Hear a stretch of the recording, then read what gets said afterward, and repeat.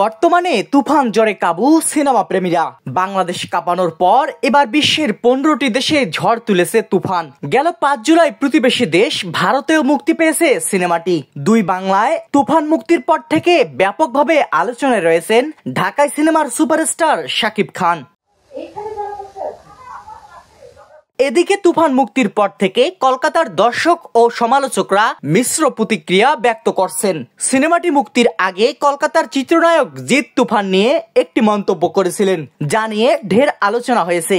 এবার ওপার বাংলার প্রসেনজিৎ, জিৎ, দেব এমনকি শাহরুখ খানকে নিয়ে মন্তব্য করেছেন শাকিব।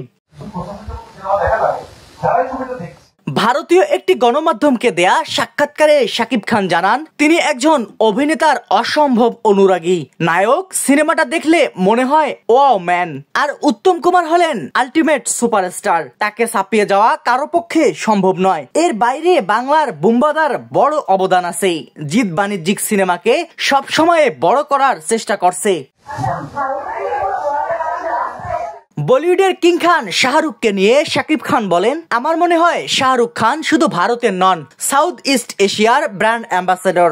দুবাইয়ে উনি কোনো কিছুর ব্র্যান্ড অ্যাম্বাসেডর শুনলে গর্ব হয় যে হলিউডের কেউ নন, আমাদের শাহরুখ ব্র্যান্ড অ্যাম্বাসেডর।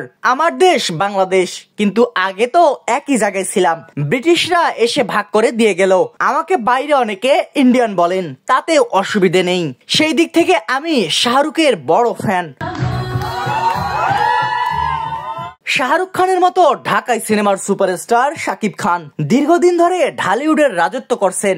সোহানুর রহমান সোহান পরিচালিত অনন্ত ভালোবাসা চলচ্চিত্র দিয়ে শাকিব খানের যাত্রা শুরু।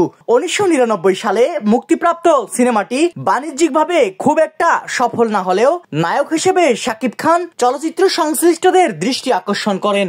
যদিও সবাই তো সুখী হতে চায় চলচ্চিত্রের মাধ্যমে, প্রথম ক্যামেরার সামনে দাঁড়ান তিনি। এরপর আর পেছন ফিরে তাকাতে হয়নি তাকে। সাব্বির হোসেন, সোনালী নিউজ।